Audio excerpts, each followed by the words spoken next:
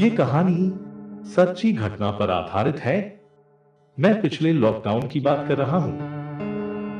तब गांव में मेरे कुछ दोस्त, जो कि दरअसल बेंगलुरु में जॉब करते हैं, लॉकडाउन के कारण वह लोग घर वापस आ गए थे।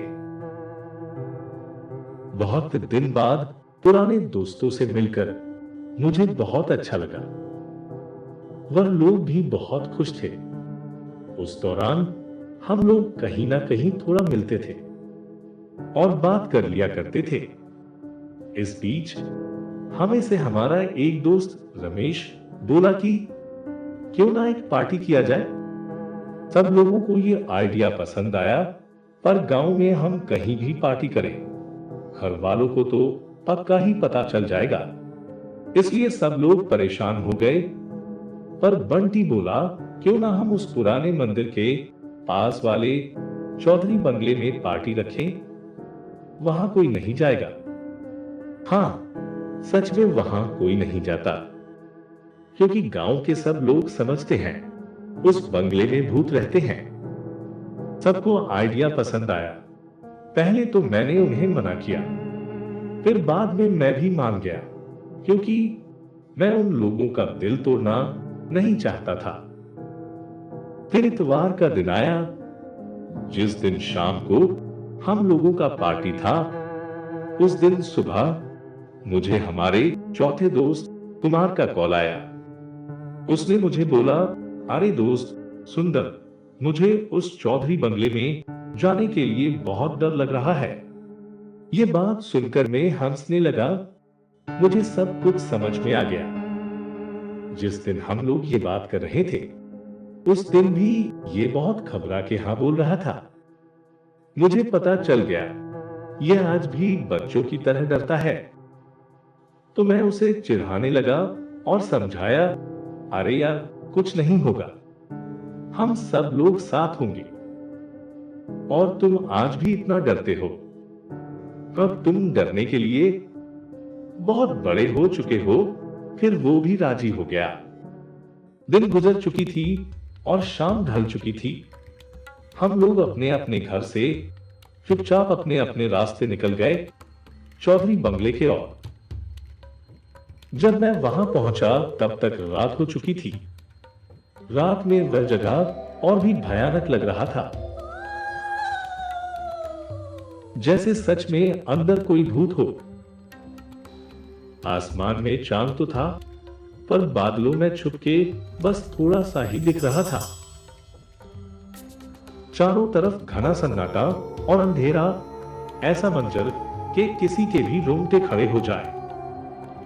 पर मैं धीरे धीरे आगे बढ़ने लगा, और जब पहले कमरे का दरवाजा खुला तो रमेश और बंटी पहले से सारे इंतजाम करके बैठे हुए थे। मैं जाकर उन लोगों के पास बैठ गया।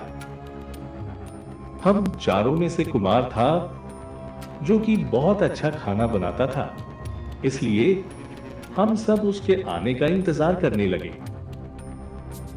कुछ देर बाद वह भी आ गया। फिर उसने खाना पकाना शुरू कर दिया। एक एक पेग लगा के हम तीनों बात कर रहे थे। आपने अपने मोबाइल देख रहे थे। कुछ देर ऐसे ही बीत गया। फिर रमेश को दोबारा एक आइडिया सूझा। वह हमसे बोला, क्यों ना थोड़ा आग जलाया जाए। यह आइडिया हम लोगों को भी पसंद आया और हम लोग उस बंगले के ठीक बीच वाले आंगन में पहुंच गए। जाते वक्त हम कुछ सूखी लकड़ियां भी हाथ में पकड़ कर ले गए थे। उन लकड़ियों को वहीं रखकर हम जब आग लगाए तो वहां बहुत सारे चमगादड़ इधर उधर उड़ने लगे। ये बहुत ही भयानक था। हम लोग आग बुझा के वहां से भागने लगे, पर आंगन में आग जलाना हमारी सबसे बड़ी गलती थी। शायद हमने कुछ सालों से सोए हुए आत्माओं को जगा दिया था। उसके बाद तो वहां पर बैठना भी हमारे लिए मुश्किल हो गया। आंगन से भागते वक्त हमें ऐसा लग रहा था जैसे हमारे पीछे कुछ काले साए हमारा पीछा कर रहे हैं। वो एक या दो नहीं थे, गिनती में वह अनगिनत थे। हमें इतना डर लग रहा था कि वापस आकर हम उस तरफ का दरवाजा ही बंद कर दिए। पर किस्सा वहां खत्म नहीं हुआ। हमें ऐसा लगा जैसे पिछले दरवाजे को कोई बहुत जोर से पीट रहा है। तब तक चारों के चारों बहुत जोर से कांप रहे थे।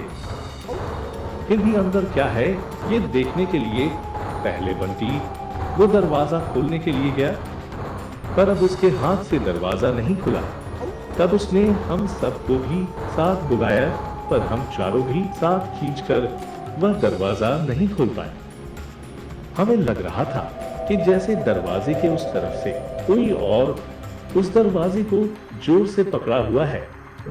हमारा डर और भी ज्यादा बढ़ गया। तभी कुमार बोला, चलो यहाँ से वापस चलते हैं। तभी बाहर से किसी लड़की की चिल्लाने की आवाज के साथ कोई भारी सामान गिरने की आवाज आई, तो हम लोग उस तरफ भागने लगे और बाहर जाकर पता चला कि वहां तो कुछ भी नहीं था। इस बार कुमार रोने लगा। फिर हम सब लोग डरते हुए धीरे धीरे रूम के अंदर गए और जब अंदर जाकर देखा, हमारे सारे रसोई के सामान इधर उधर बिखरे पड़े थे। अब उस दरवाजे के पीछे से धीरे से कुछ आवाज आ रही थी जो हमें ठीक से सुनाई नहीं दे रही थी। हम लोग उस दरवाजे की तरफ ध्यान से देखने लगे। तब दीवार पर हमें कुछ लिखा हुआ दिखा और जब हम लोग उसके और करीब गए तो देखा कि दीवार पर खून से लिखा हुआ है, यहां से वापस चले जाए। और दरवाजे के पीछे से जो आवाज आ रही थी वह भी धीरे धीरे बढ़कर वही चीज हमें बोल रही थी कि यहां से वापस चले जा। ये सब देखने सुनने के बाद हम लोगों की हालत खराब हो चुकी थी और सब कुछ वही छोड़कर हम लोग वहां से भागने लगे। लगभग 1 किलोमीटर भागने के बाद हम लोग गांव पहुंचे और फिर अपने अपने घर चले गए। उसके बाद हमें यकीन आ गया कि हर कहानी नहीं होती, कुछ कहानियां भी सच्ची होती है।